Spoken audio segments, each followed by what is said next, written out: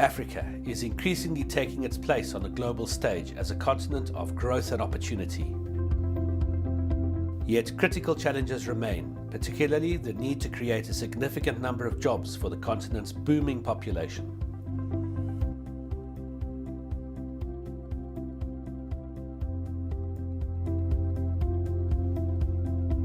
The biggest business opportunities in the coming decade will be created by Africans who start businesses, generate jobs and wealth, and capture growth opportunities.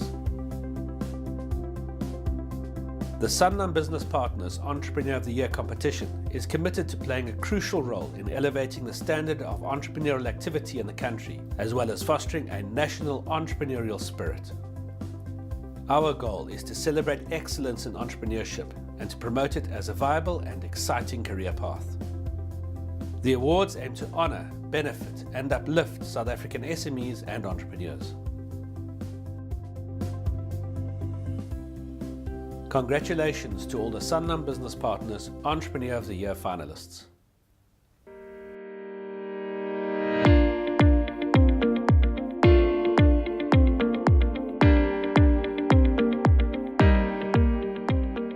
My name is Steve Zwenzima and I'm the founder of Iyeza Health.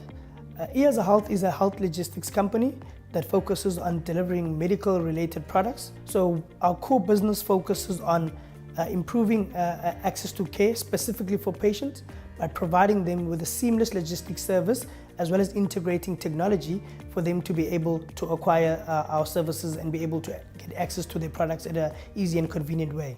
I started off at the back from my grandma's house at a shack where I used to live, so I used to sleep next to my bikes. And then I moved here, so this place was ideal for me because these places are live and work units. And for a small business startup entrepreneur, it's much more sort of say economical for me to be able to live within the same space that I'm working in. My definition of success is progress. I believe success is progressive. If I make an example with Mr. Raymond Ackerman, we do not value the small progresses that he achieved. But if you add them all up, they actually add up to the bigger goal that he's built. So we just see the bigger goal, we just see this big brand, Pick n Pay. But it was actually built around small progresses. And every time those small progresses add up, they're slowly building up this big goal. So in simple terms, success is progressive. If you don't progress, that's when there's a problem. So for me, the advice that I have for young people is, wherever you are, always celebrate the delayed gratification. And as a nation, we need to celebrate all the hard steps, the delayed gratification steps, rather than just celebrating the glitz and glamour.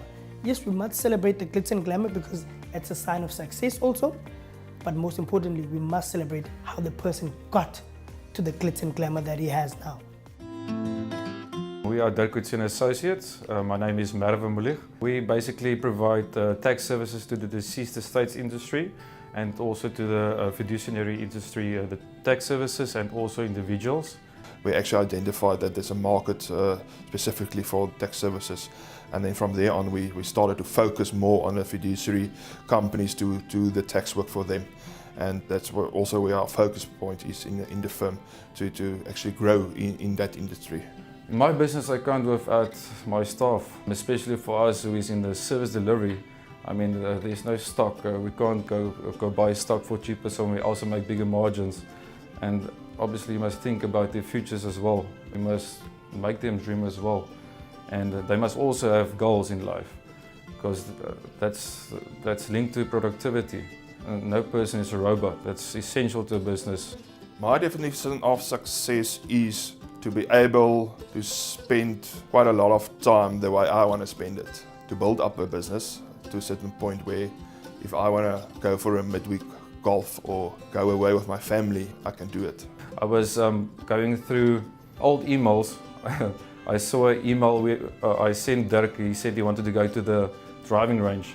And I replied on that email, I said, listen, my wife is going to be very mad at me because I've got 60 rand in my bank account. And that was about just over 2 years ago. And I just forwarded that email again to Dirk, and we said, just listen, this is crazy. Only 2.5 years ago, and yeah, look how far we've come now. My name is Oma Tima. I'm the creative and founding director of PlusFab. PlusFab is a fashion brand for fuller figured women. We design ready-to-wear and custom-made garments for the red carpets, and our ready-to-wear are available nationwide at the space. And we believe that plus-size women can be plus and fabulous. Our hashtag is not just the right size. So we don't sell you the size, we sell you the fashion and the flair. I was struggling to get clothes as a young person, as a young woman. And every time when I went shopping with my younger sister, who is very, very thin, so she will get everything that she wanted. And I never kind of got on what I wanted in the stores. I always got what fitted me. And sometimes whatever that fitted me had grandma written all over it. And I didn't believe that as a plus size woman at that time, I didn't believe that, I deserved what I was offered in retail. And I guess life gave me lemons and I made lemonade. And I also just wanted to be the change I wanted to see. I learned a lot from a lot of people. One of the stories that stood out for me is the Pam Golding story, the property mogul. For me, her defining moment was she started her business at 42, so she was very old. So I feel blessed to have started my business, and I'm not even 35 yet. I feel so blessed. But she speaks of a time in recession, in that book, and she wrote a letter to her employees about when it's tough in an industry is when it actually is the time for you to really reaffirm whether are you born to do this, are you called to do this, because every business is a calling. Entrepreneurs solve problems, we just make you pay for it. Looking back now, I would have done everything the same way. There's no need to take the elevator. I would have taken the stairs, and I would have endured the pain, the lessons, the blood, the sweat, and the tears, because that's what makes PlusFab what it is. My name is Refilwe Marumo. I am the MD and founder of Mighty Comms. We are an ICT consultancy company. We design networks, we implement them, monitor, and maintain those networks. I didn't really start as an ICT company. It was a corporate cleaning company. Did very well for about 3 years until I was approached by somebody to say, come join us for a sound broadcast license application. I joined them just for the ride of it, and I realized that I liked that industry. 2010, I applied on my own for a radio license, but for that I had to raise money. So I actually had to sell the cleaning business to find this one. And I did that, sold the company, took whatever I had, applied for a license, failed dismally again, and at that point I knew I wanted to be in the industry. So I went on and became Mighty Comms, from Mighty Care to get into the ICT industry. When you have nothing and everything is going horribly wrong, it's hard to remain positive. I'll tell you a typical example of what happened during this whole crisis when I lost the license, the banks came after me for the house, they were repossessing cars, stuff like that.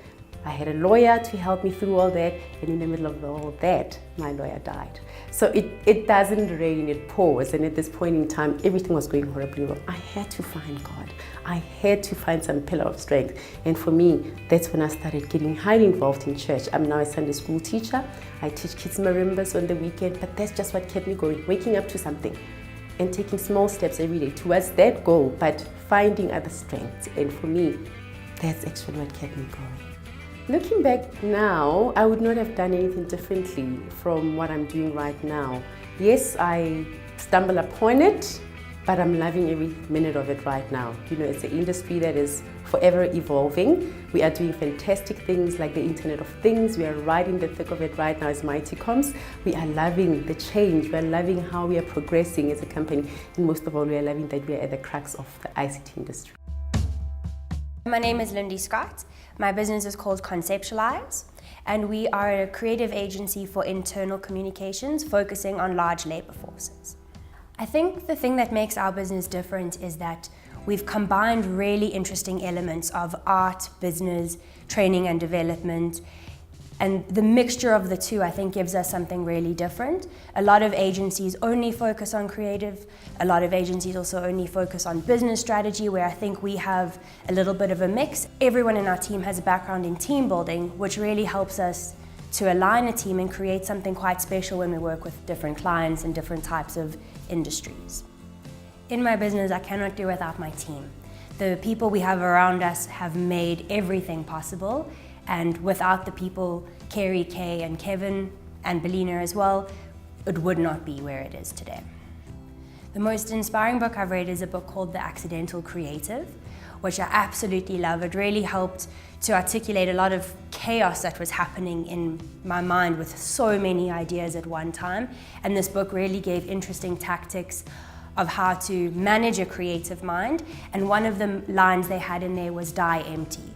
So die with your best idea out of you. And that for me has really been a huge driver in the business. One of the things a lot of people say, oh, you must have work-life balance. And for me, that wasn't what I wanted. The vision was really pulling me, and I had 100% focus. So that, I think, was really the most important aspect of getting the business to where it is now.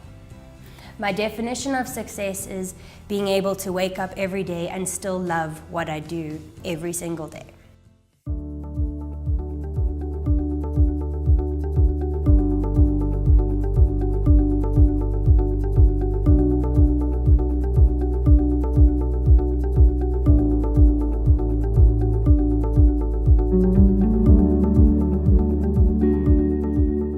My name is Dumi Pake, and I'm the CEO of Zenzele Fitness Group. And basically what Zenzele does is we're a fitness and wellness solutions provider, whereby we basically provide fitness and wellness services mainly through corporations, to government and universities. So I've always been an avid sports person. You know, sport has always been my thing, but you know, before that, I come from a banking, finance background, but I've always had a desire to start a fitness and wellness company. And I think that, you know, like any entrepreneur, you know, you basically listen to your gut. And eventually I took the leap of faith to say that, you know, ultimately I want to launch Zenzele Fitness Group. And, you know, 3.5 years later, Zenzele currently runs 13 clubs, and we have staff of over 70 full-time employees. Through date, Zenzele has raised, you know, over 15 million of mixture of equity and debt funding. And I think that because I was able to prove the concept, it started becoming a lot easier to secure funding, not only from you know, equity funders, but now pure debt funding with banks. And that's mainly my role as the, you know, as the director of the business, to go out and acquire more business and acquire more debt. And so I think over the last 3.5 years, I've started becoming, you know, quite good at doing that. Yeah. I'd advise another entrepreneur not to go in any business for money. I think that's the worst thing that you can do for yourself, because this is not an easy journey. And if things don't work out, and if your drive is actually making money only, the journey will be difficult. Chances are you'll never actually get it, but you should chase to do the things that you are really passionate about, and you'll probably be very good at it. And so it'll become easy for you to attract, whether it's money, investors, or anything else will come after that. And so that's how I see things. My name is Joe Wamman. I'm 38 years old. The name of my company is Novus Group.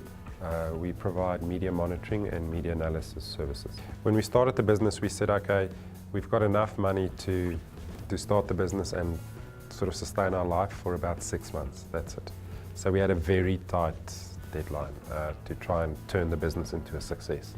And I think a big part of the reason we are as successful as we are is because of that pressure. Looking back now, I would have probably saved up a little more money just to take some of that extreme pressure off. I believe in life sort of taking you on the journey that you're supposed to go on. So in hindsight, a lot of negative things happened, but looking back now, those negative things actually turned into quite positive things. I think it sort of worked out pretty good at the end. Every day I tell myself to be better than the day before.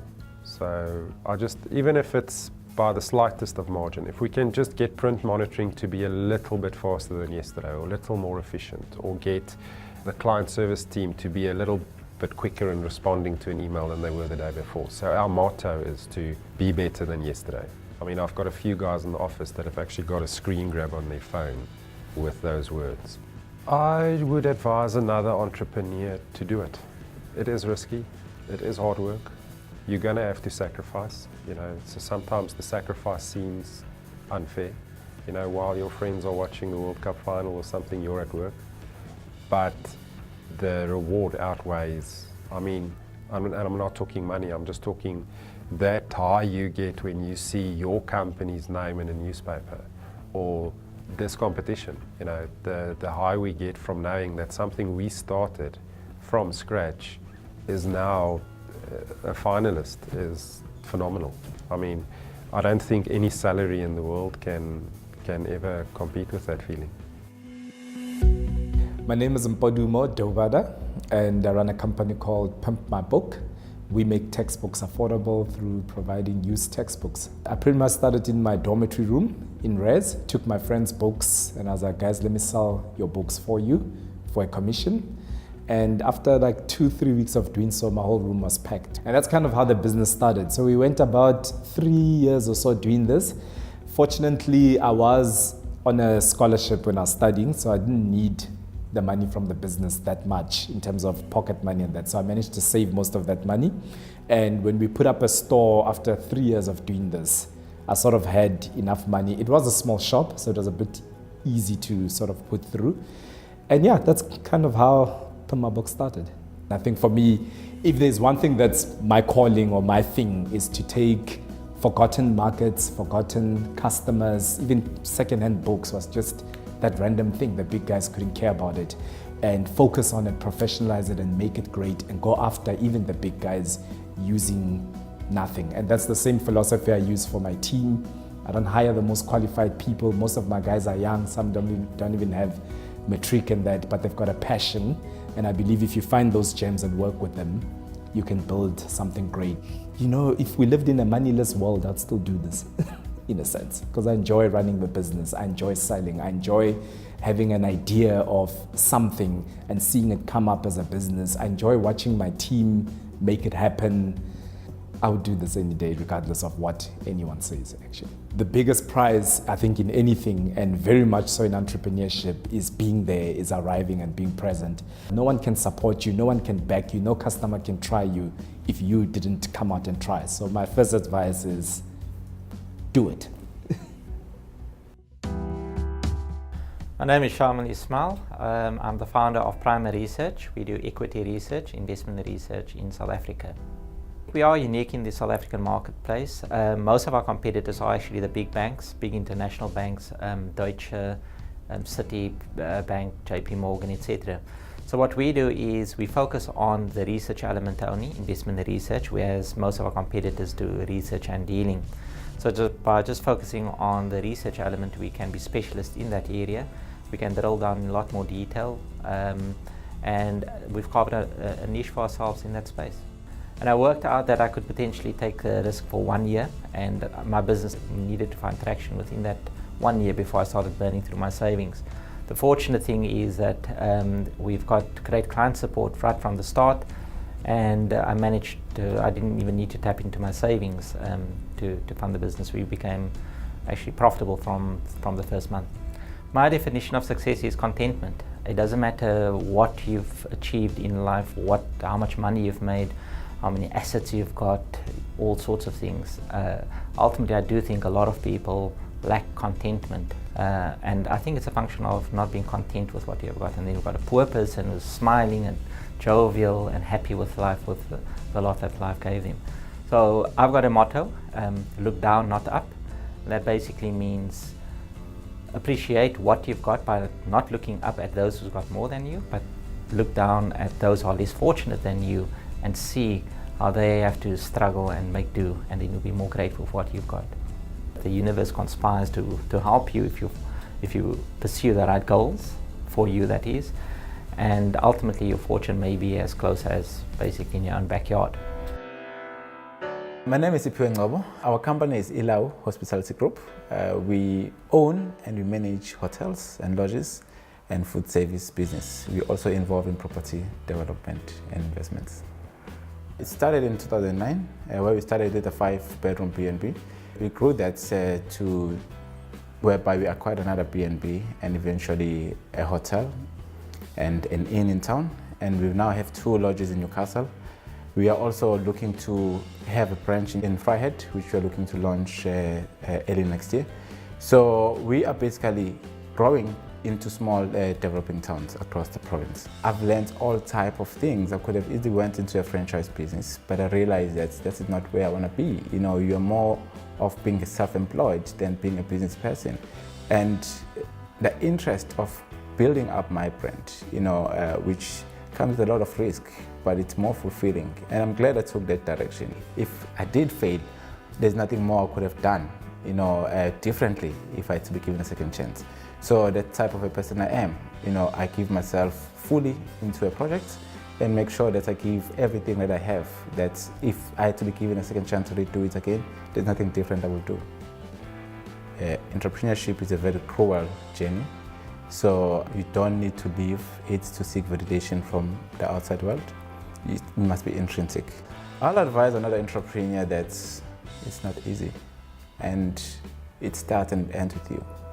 So when you want to go into this business, you need to understand that it's going to be your first love and probably your last love.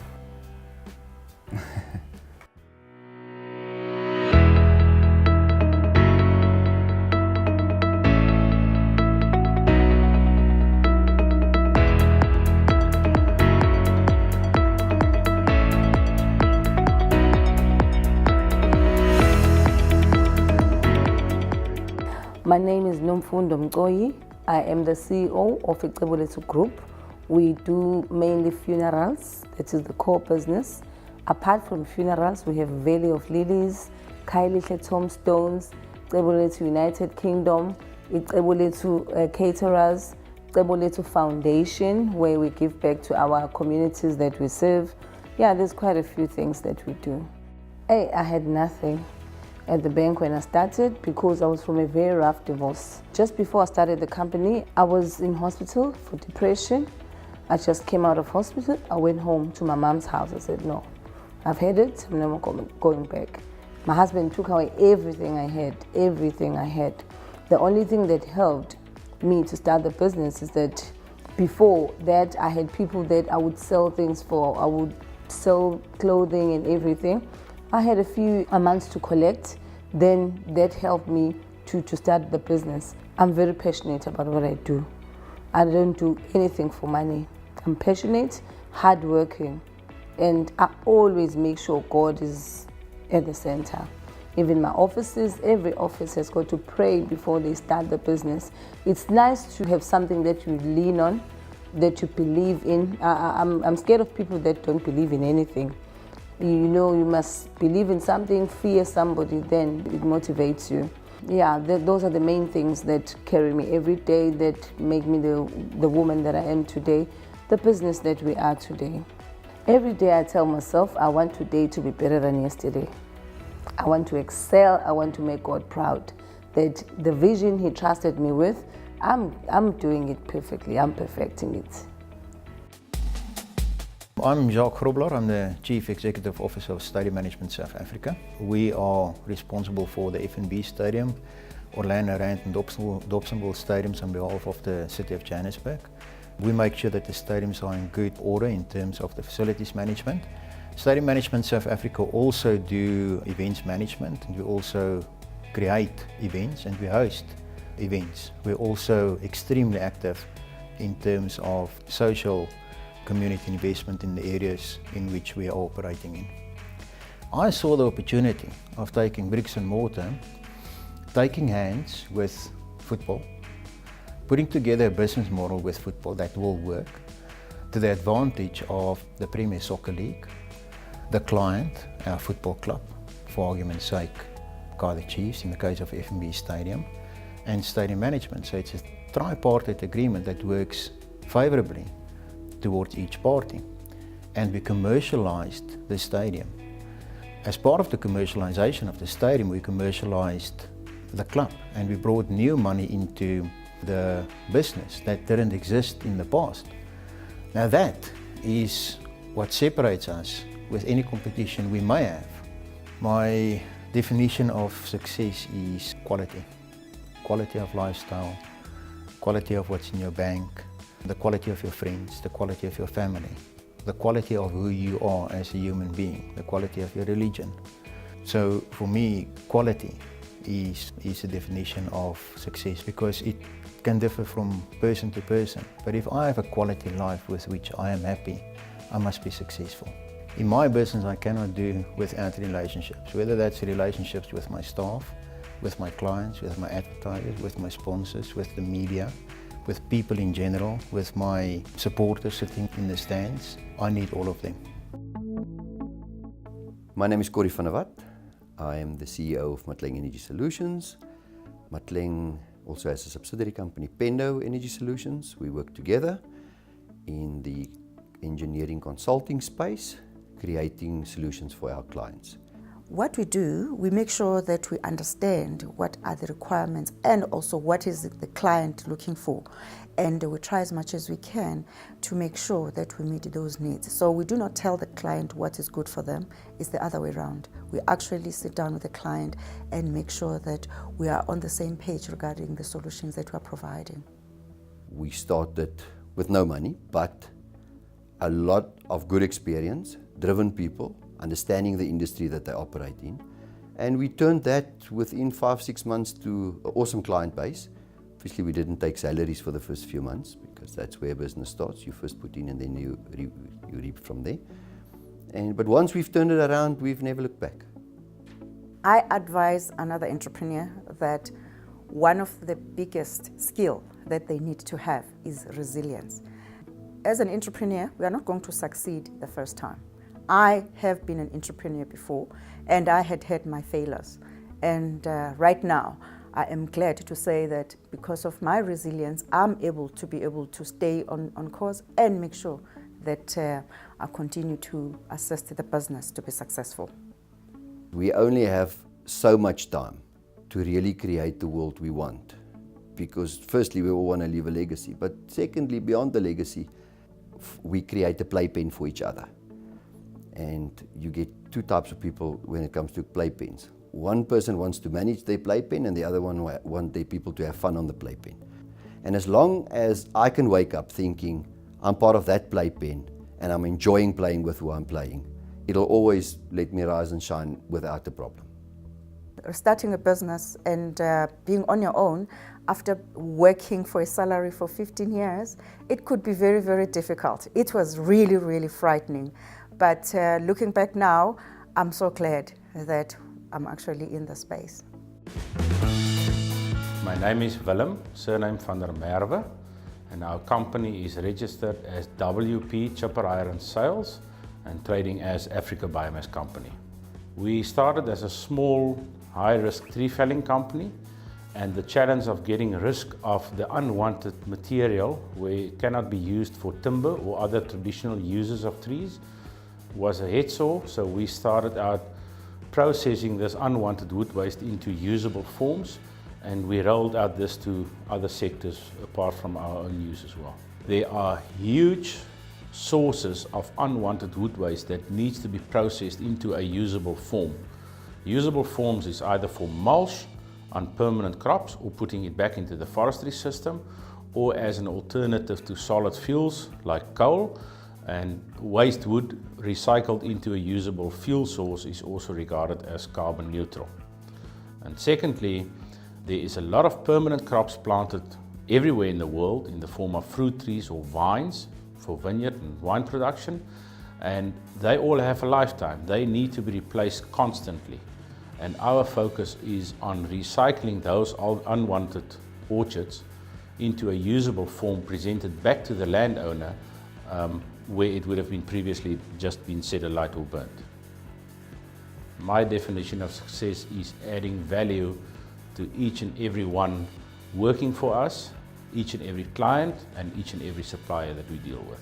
The three most important ingredients for success is, first of all, positivity. Positivity unlocks opportunity, and focus. Not focus always on the bigger goal alone, but on the details of what that day presents. And for me personally, the third ingredient is don't break your head on things that you cannot change. Focus on the things that you can change.